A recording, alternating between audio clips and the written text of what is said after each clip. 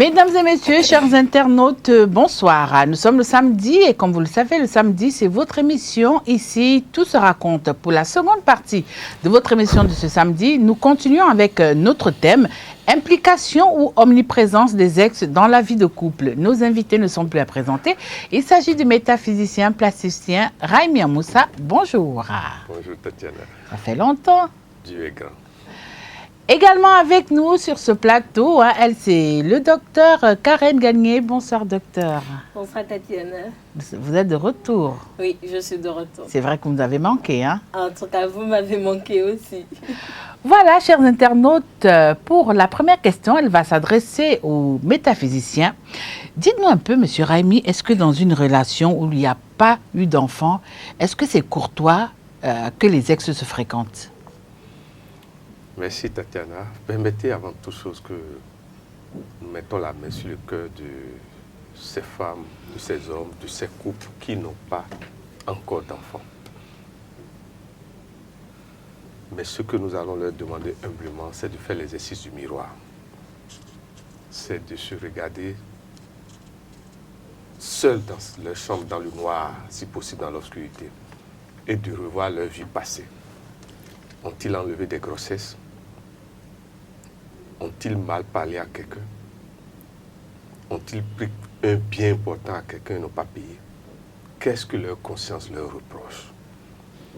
Parce que parfois, la colère de gens qui ont du pouvoir peut vous bloquer à ne pas avoir d'enfants. Surtout si ça vient de ce que nous appelons les taïnons. D'accord. Alors, revenons à la question. Est-ce que c'est courtois que ces ex puissent se fréquenter de nouveau? Quelle que soit la situation que vit un couple, nous sommes tous en devenir de purification et d'élévation. Notre Seigneur Jésus-Christ a vécu les 14 stations. Mais ces 14 stations, nous les vivons chacun de nous de différentes manières. Un couple qui n'a pas d'enfant est toujours aussi sur la croix, en train de vivre la crucifixion. Il faut faire appel à la notion de l'amour, à la notion du sacrifice.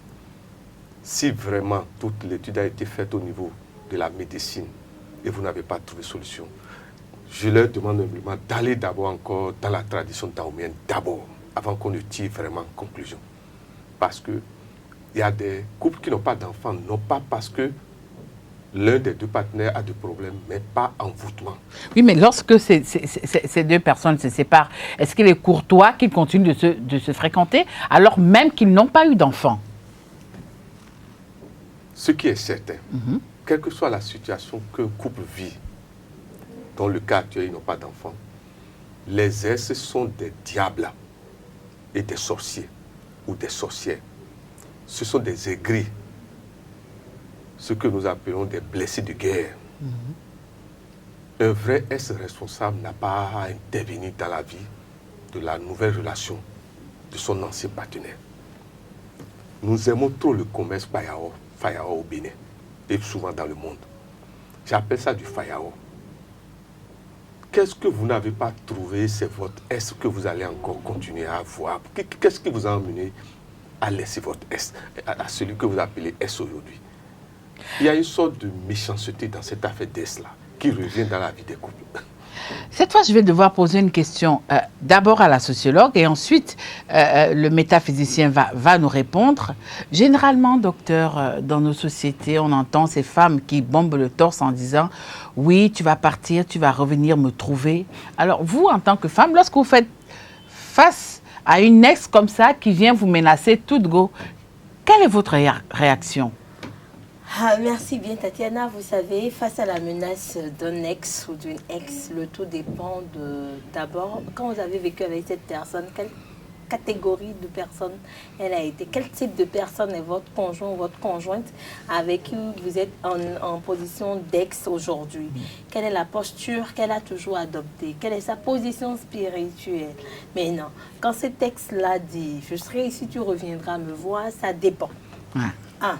Si c'est un couple et que vous êtes mariés, que la femme ne se reproche rien et que l'homme, peut-être qu'il a été envoûté quelque part, qu'il part, qu'il abandonne cette femme-là dans la douleur, ses cris vers la nature lui donneront satisfaction. 2.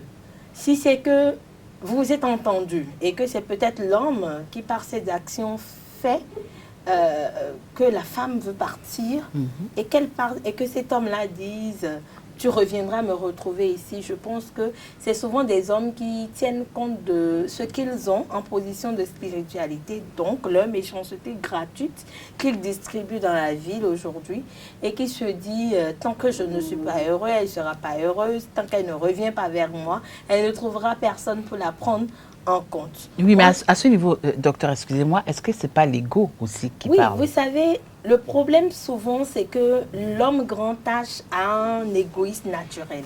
Ce qui fait qu'on se dit, si ce n'est pas à moi, ça ne sera à personne d'autre. Alors qu'on n'a rien fait pour maintenir ce n'est pas à moi là, à son propre niveau. Donc, on se dit, si moi, je n'ai pas ce bonheur, elle aussi ou lui aussi n'aura pas ce bonheur-là. Si je n'ai pas satisfaction, elle n'aura pas... Mais on oublie que parfois, peut-être que vos ondes ou bien vos âmes ne sont pas liées pour rester ensemble indéfiniment. Mais on se dit, parce que c'est moi, parce que ce n'est pas moi l'homme qui a dit, je ne veux plus d'elle, elle n'a pas le droit de partir. C'est à moi de dire, je ne veux plus. Et non à elle de dire, je pars. Et dès cet instant-là, on crée la cruauté, la méchanceté en soi, où on met des blocages pour la femme pour qu'elle ne puisse pas avancer. Mais quand elle arrive à passer ce cap et elle avance, on se transforme en aïeau et on redevient son ami pour lui donner les mauvais conseils afin qu'elle puisse aussi se cogner le pied et devenir célibataire peut-être comme soi-même. Ou on dit elle sentira aussi la douleur que j'ai connue. Donc c'est de l'égoïsme, c'est une position de personnalisation, de personnification qu'on assiste souvent dans la société où on ramène tout à soi, psychologiquement. On se dit c'est d'abord le moi qui doit exister. Alors, le métaphysicien à présent, lorsque vous avez en face de vous un ex ou une ex qui vous dit vous allez revenir me trouver ici parce que je suis passé là avant vous, est-ce que spirituellement vous devez craindre ces menaces-là? Oui. Expliquez-nous. Vous savez, d'abord, hormis la vengeance, il y a des êtres qui sont codifiés d'Oto, qui n'admettent pas qu'on enfreint certains interdits. Vous savez, vous qui êtes là, Tatiana, je peux vous dire que vous n'êtes pas une femme seule. Vous êtes entouré d'êtres que ceux qui voient savent ce que je veux dire. C'est pour vous dire quoi, il y a des gens à qui on ne fait pas du mal gratuitement. Ils n'ont même pas besoin de faire gris-gris. C'est leur capital d'accumulation de connaissances dans les anciennes vies qui font qu'ils sont codés comme un général, c'est-à-dire hyper gardés. Quand vous avez affaire à pareille femme ou à pareil homme, si vous le laissez s'énerver, vous êtes foutu pour toujours dans votre vie. Vous deviendrez de la cendre. Il n'a pas besoin d'aller quelque part. Parce que sa vengeance n'est pas sa vengeance. C'est pour ça que pareil homme doivent, dès le départ, dire à son partenaire, on ne me fait pas ça. Parce que s'il n'avertit pas, si ça arrive, il a tort ou elle a tort. C'est pour vous dire quoi? Il ne faut jamais prendre à la légère les menaces d'un ex. Parce que vous ne savez pas sur quoi il compte pour menacer. Ou d'une ex. Ou d'une ex. Oui. La plupart du temps, avant de rentrer en relation avec un homme ou une femme, je vous en prie, étudiez sa famille. Étudiez les méchancetés qui sont dans cette famille. Étudiez comment la maman de votre partenaire a fini ou le papa de votre partenaire a fini. Vous allez remarquer toutes les familles où la maman aujourd'hui vit seule. Les filles finissent aussi par vivre seules. Remarquez ce phénomène-là. La maman qui a fini vieille, seule, ses enfants, la plupart finissent aussi, finissent aussi seuls. C'est la loi des karmas égrégoriens de la famille. Là, vous abordez un autre pan du débat de cet après-midi, les familles. Généralement, les classiques, hein, c'est lorsque l'ex devient la bonne amie ou l'amie très proche de la belle-mère, des belles-sœurs, des beaux-frères.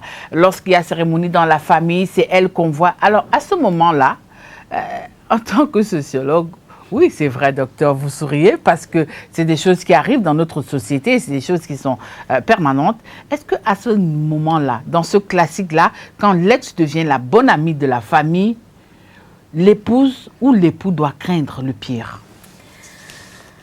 Vous savez, Tatiana, d'abord, moi je dis une chose, si tu n'es plus avec moi, tu ne dois plus être avec les membres de ma famille. Parce que c'est par moi que tu les as connus. Oui, mais ça c'est vous. Oui. Dans le Tu cas dis contre... c'est moi. Voilà, dans le cas d'accord. échéant où les gens laissent aller et ces textes-là deviennent amis et proches, c'est que la personne qui est en position ou le nouveau partenaire trouvé ou la nouvelle partenaire trouvée est tout de suite mis comme une coépouse ou une rivale. Pire, si elle n'était pas acceptée par sa belle famille au départ, on prend l'autre qu'on utilise pour pouvoir lui faire du mal. Et quand c'est comme ça, tout simplement, moi, je demande aux gens qui se retrouvent dans cette situation de dire à ceux-là qu'il arrivera un jour qu'eux-mêmes seront mariés et qu'on le leur fera pile poil. Parce que c'est très clair, ça ne rate pas. Ce que tu fais à X, X te fera ou Y te le fera plus tard. Donc, je dis, dans les relations sociales que nous avions aujourd'hui, on se dit qu'il y a une forme de solidarité que ce type d'ex-là développe parce qu'elles se disent ou ils se disent, en étant ainsi, j'ai encore de la chance pour qu'elle puisse revenir parce que peut-être sa famille a d'influence sur lui, a d'influence sur elle, et quand ils vont lui dire reviens, il est mieux, ou bien ils pourront le convaincre ou la convaincre à me récupérer à nouveau. Et c'est ce brin d'espoir-là que cela se donne pour pouvoir s'adonner à ce type de comportement-là. Mais moi, je dirais tout simplement qu'il faille à ce que quand vous preniez une décision de rompre avec quelqu'un, que cette décision soit définitive. Les parents, les familles ne doivent pas intervenir dans le choix de vie de leur enfant. Parce que c'est nous qui vivons, c'est l'enfant qui vit, c'est l'enfant qui sait ce qui est bon et mauvais pour son existence. Donc, la famille, normalement, ne doit pas lui imposer avec qui se mettre. Si quelqu'un a un ex, il faut informer la famille, il n'est plus avec moi, voici les raisons de notre séparation, et vous mettez un point. Et si vous êtes d'une famille classique, vraiment responsable, eux-mêmes, ils ne vont plus ouvrir la brèche à celui-là ou à celle-là pour redevenir votre ami. Parce que quand c'est comme ça, c'est un peu comme quand vous marchez avec une fourmi dans votre pagne. C'est difficile. Oui, mais généralement, hein, Monsieur Rami, on sait comment est-ce que ça se passe. Si l'ex-là était nantie, elle devient quasiment la chouchou de toute la famille. Alors, dans ce cas-là, est-ce que la nouvelle compagne du fils ou alors l'époux de la fille doit craindre pour sa vie? Oui, parce que il y a ce que nous appelons les braqueurs familiaux. Ceux qui sont comme des champions. Il y en a dans toutes les familles. Vous avez parlé de l'ex-nanti. À vouloir ne pas être indépendant soi-même, on ouvre des portes souvent qui sont à l'origine des drames de vos soeurs, de vos frères. Excusez-moi, ces familles, ces gens qui font ça, vous savez que Dieu les pardonne. Parce que le destin de chacun est unique. Et nous n'avons pas à manipuler le destin de l'autre à cause du ventre. Et à cause du fait que nous voulons les biens d'un ex. La dignité et la fierté, c'est ça qui doit régner dans une vraie famille. Lorsque votre nom est sali du fait que votre fille ou votre fils n'est plus avec un homme ou une femme et vous continuez à bénéficier de ces largesses, c'est que c'est vous-même qui vous créez des problèmes, vous qui prenez ces largesses-là. Nous oublions une chose, hein, la terre voit tout, la terre entend tout. Et même ces nantis qui donnent se détruisent eux-mêmes. Ces tests nantis qui continuent de partager, il n'est pas en train de faire du bien, il est en train de se venger. Il est en train d'humilier même ceux qui sont en train de tendre la main et prendre ces choses-là. Ce n'est pas vraiment du bien. C'est de la vengeance qui ne dit pas son nom, c'est de l'humiliation qui ne dit pas son nom. Alors, mais justement, en parlant de vous les hommes, est-ce que c'est souvent facile pour vous de clarifier la situation de vos ex? S'il vous plaît, un homme intègre dans le cerveau, dans le cœur, dans l'estomac et dans le sexe. Quand il finit une relation, il ne revient plus pour s'amuser. parce qu'il sait que la loi du karma existe. Quand une porte se ferme, c'est que la nature obligatoirement va vous ouvrir une autre porte. C'est une loi de la nature.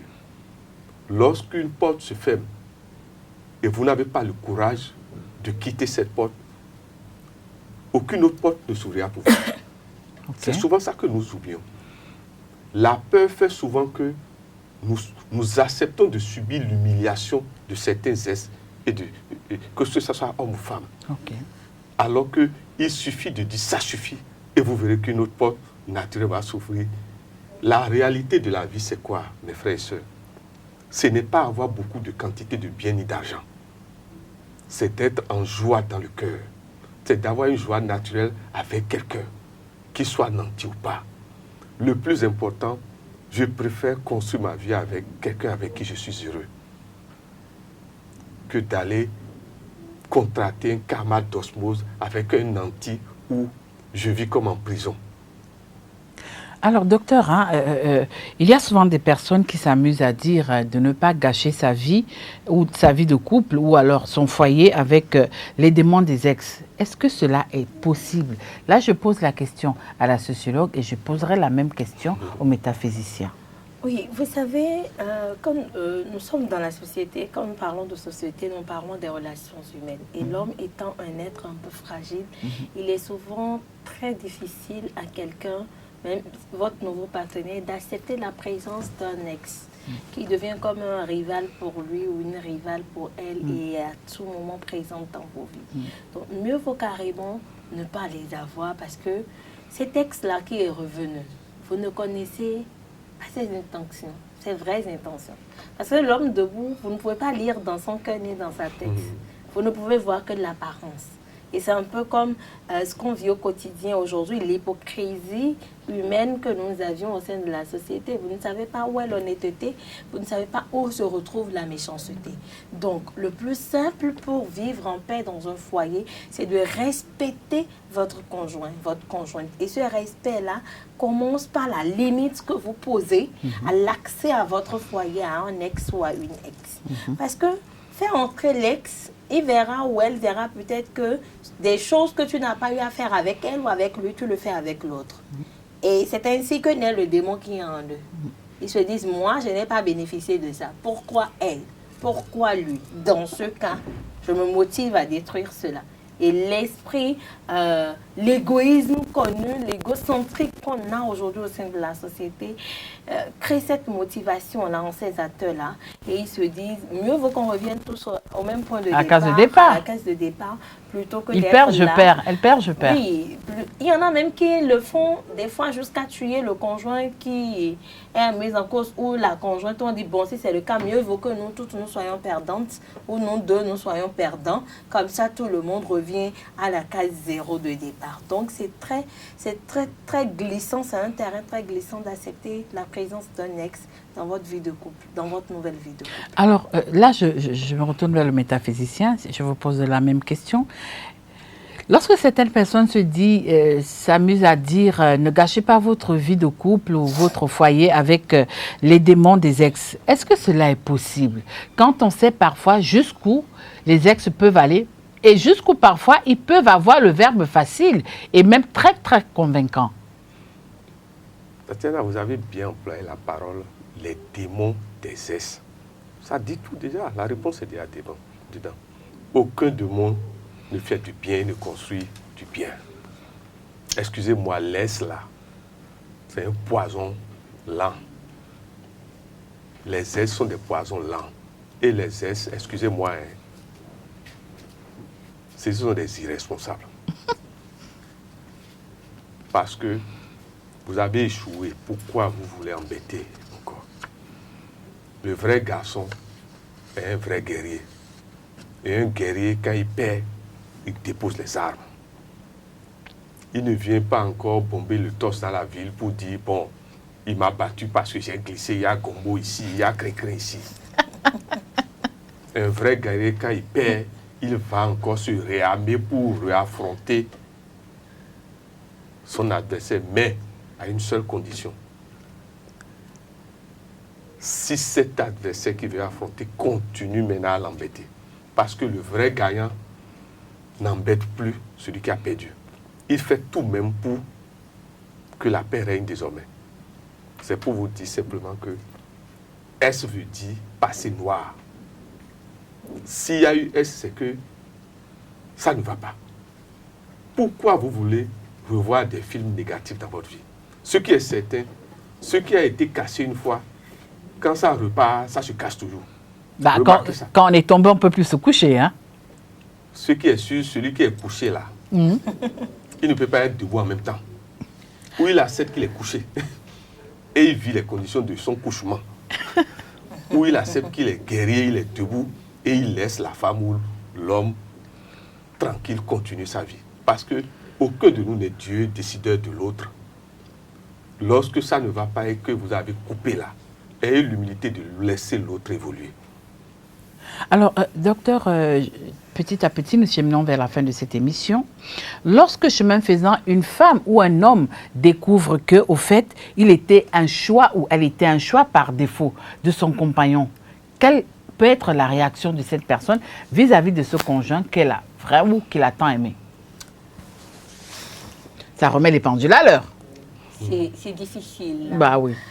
Vous savez, c'est une question de maturité psychologique. C'est une question d'expérience de vie. Quand vous vous retrouvez avec une personne et vous vous rendez compte que c'est par défaut que cette personne s'est mise avec vous, si c'est tôt que vous l'avez su, il est important de mettre une marque de frein et de rediscuter les clauses de vie ensemble avec cette personne-là pour vous assurer qu'il y a réellement de l'amour ou que l'amour va venir. Il y a certaines personnes qui se disent avec le temps tu vas l'aimer, mais désolé, si tu n'aimes pas, tu n'aimes pas. Avec le temps, aucun amour ne viendra. Au contraire, ce sera de la colère et même si tu fais semblant, ce ne sera pas pour longtemps. Donc, moi, je dirais tout simplement que quand on se rend compte que ce n'est pas dépit ou comment faire qu'on se met ensemble avec quelqu'un, quand ce conjoint-là détient cette information, c'est comme un choc. C'est comme s'il tombait à terre à nouveau. C'est difficile pour lui.